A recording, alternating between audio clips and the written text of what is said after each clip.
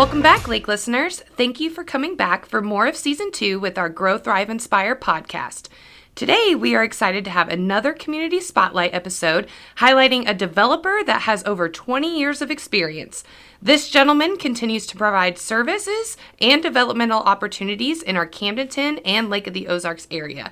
Here to talk more about it is my good friend, Mr. Bob Renken. Bob, thank you so much for being here. I'm super excited to talk about you and your developmental projects and your business. Well, thank you for the invitation. I've been looking forward to it ever since you reached out. This is a neat little concept you have here, and it's exciting for me to get to kind of talk about what we're doing. Yeah, I love it. I'm so glad that you came on because I remember seeing all that you had going on, and it was just so amazing. So I'm ready to dive deep. Thank you. So, Bob, let's start with you. Just telling our listeners about yourself and where you found the passion to kind of do what you do. You were originally a golf professional. What was that like? Well, I started playing golf when I was 4. I had the blessing to have my dad actually invested in a golf course when I was 4, so I started playing golf then. Oh, wow. And have played ever since. And it created my career. I started out, played through high school and college, and then turned pro in '79. And worked at golf courses and traveled and played some early in my career. And it landed me here at Lake of the Ozarks, which is the biggest blessing that golf ever gave me. That is so neat. I had no idea that you guys were doing that. What got you initially interested in development? Was this something you always had a passion for? I know you had said to me previously to never be afraid to act on your ideas. So kind of walk me through what happened. Yeah, golf just led me to a lot of places that there were, golf in the 80s and 90s was directly tied to development. And that was the big boom in golf course building were golf course direct homes. So I just kind of paid attention. Over the years, I started out at a little place down here called Bayview, which didn't have any residential stuff. But then I moved to what's now Osage National, and I was a GM there. And I saw a lot going on there with, the building that was starting to happen there, and just again paid attention. And then when I stepped up to Kinderhook, I actually became actively involved in the development side. Oh, wow. That is so neat. Fast forwarding a little, you have now developed the villas at Tuscany here in Camdenton. Can you tell our listeners a little more about the project and why it's so unique? I know I fell in love when I saw the villas for the first time. They blew me away. Well, I think it kind of morphed out of what we did at Kinderhook. We built a lot of villas out there, and it seemed to be a good market. That people were looking for the maintenance-free living style. And when I had the opportunity, after having been at Kinderhook for 18 years, decided to go out on my own and have a partner. And we found a nice piece of property. And I always thought if we could do what we did at Kinderhook and we could do it on the water, that it would be an attractive product, and it's turned out well. I really love that thought process, especially incorporating the lake. And your piece of property there is gorgeous. I mean, and you have the lake, and then you also have the other features of just kind of that, what were you saying, that low maintenance, amenities, which are really neat. I think, a lot of people, that have places here, they come to the lake on the weekend, and they spend all day Saturday getting things cleaned up from the week, and then they spend a little free time on Sunday, and then they have to go home Sunday afternoon. And this way, they don't have to cut grass, they don't have to do anything outside. They just come down and enjoy the lake. I think it's a good marketable product. It really is. So, what challenges did you face when developing it? There really weren't that many. I know I hear developers talk about the challenges in trying to get something started through planning and zoning. It was very, very smooth. Mm-hmm. Of course, it's not a very controversial type project either. I mean, it was pretty cut and dry. But I was blessed to hook up with a good engineering firm, Rocky Miller's group out of Osage Beach, and then Kenny Carroll, who's a lake legend. He really helped walk me through and how we needed to really do the hard, heavy lifting in setting it up. So challenges, there were challenges, but nothing that was very hard to overcome. Well, it's awesome that you had so many people willing to just kind of help you get through that process. I mean, I know you mentioned Kenny Carroll. He's outstanding, Yeah. and so is that He's a hoot. developmental group. Yeah, he's a hoot. I think anybody that sits in this chair, anybody that does anything like this, if they think they're going to do it all on their own, they're wrong. Yeah. I'd give credit to every person that's been a part of it because they all know more about this than I do. I just know how to bring people together. That's awesome.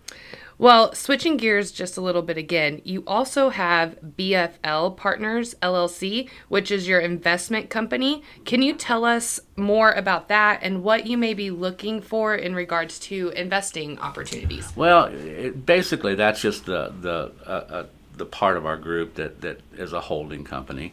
And my partner and I are looking for, really the sky's the limit as far as what we want. We want to kind of stay away from operating things, but there's a lot of ideas that I have that I can't really talk about Right. totally.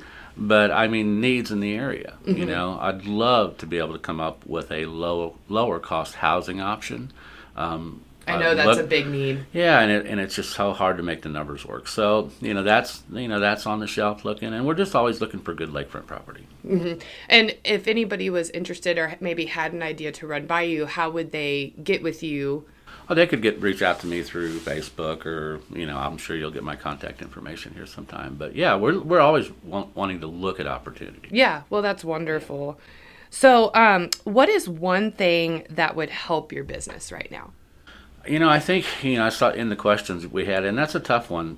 The biggest challenge right now is help. And I think that kind of ties back to what I just said, and that, it's hard to get that, labor pool down here when the cost of living is high for a lot of these people, and there aren't a lot of good options. So that's no question been the biggest challenge. Okay. Well, what do you love about Camdenton and our market here? Well, the town. I mean, I've been here for 30 years now.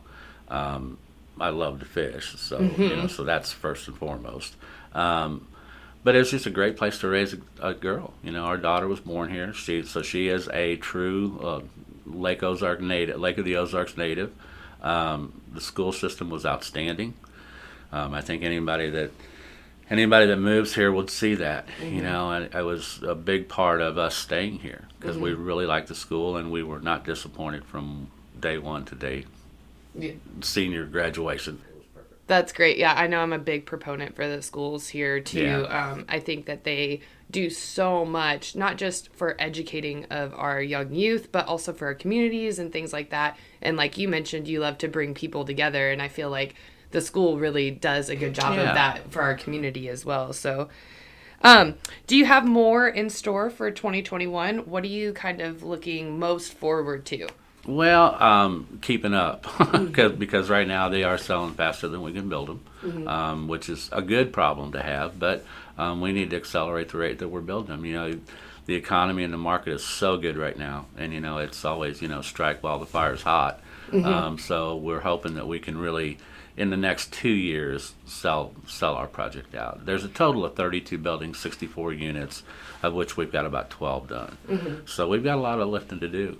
Just another random question for you, because it made me think off of what you were just saying, but have you heard anything or have any opinions on, I know I've heard lately like the price of lumber and things are really inflated. Right. Do you have any concerns there? Do you see that fluctuation moving back down? It's going to. Yeah. It's going to come back down, but I don't know when. And I don't think anybody can really predict that.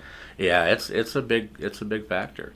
Fortunately, I think we're able to absorb it as it stands now. I just hope it don't get a whole lot worse. Yeah. So if someone was interested in development here at the lake, what would be some advice you would offer them?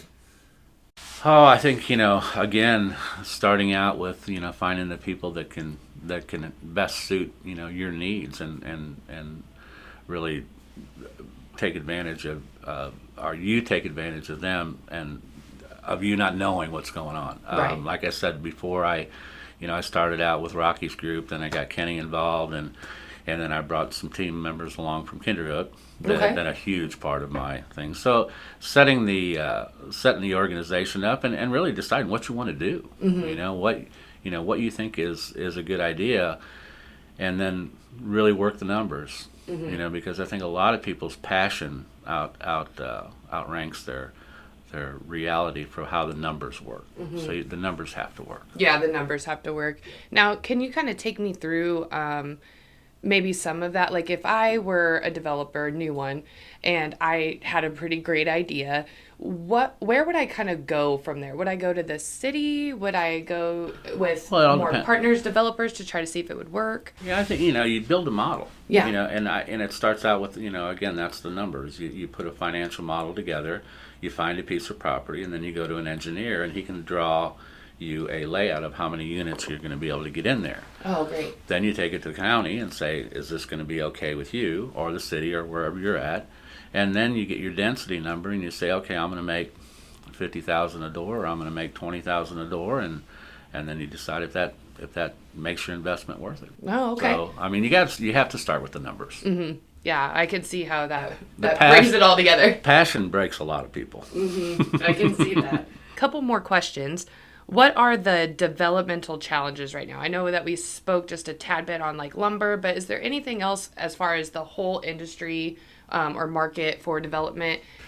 No, right now it's a green light. Oh, good. I don't see any hiccups other than the price of lumber and the lack of subs. I mean, when we started building villas at Old Kinderhook in 2009, 2010, the subs were really hungry. Oh, okay. And they didn't have a lot of work. Those were tough times.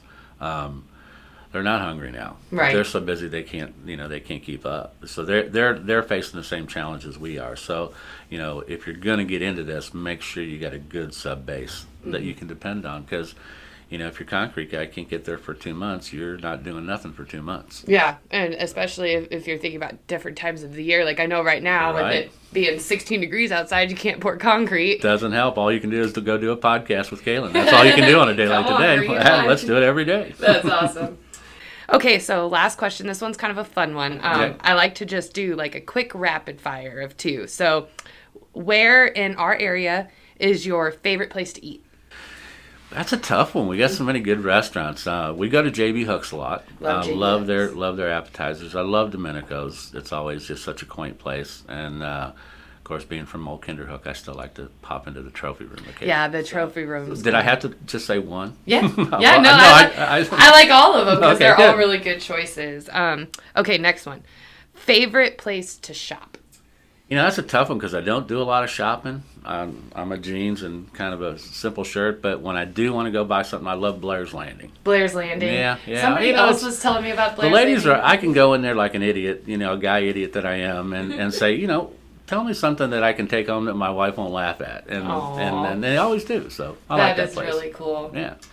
Well, Grow, Thrive, Inspire listeners, as always, we could not be more thankful to Bob for bringing some development information to light and sharing information about the villas at Tuscany with us. Remember, don't be afraid to act on your ideas. Although this may be the last episode for Season 2, we have more episodes coming, and we've already started work on Season 3. So be sure to tune back in on Wednesdays and like and subscribe to our pages, or share us with those who love the lake area as much as you do. You can find us on Facebook, Instagram, YouTube, Spotify, and iTunes, or growthriveinspirepodcast.com. Can you believe summer is almost here and we could not be more excited? So if you're looking for your next home or vacation spot, be sure to check out our open houses. Open houses are posted on Thursdays for the upcoming weekend on our Facebook page. And remember to always grow, thrive, and inspire, and we'll catch you next time.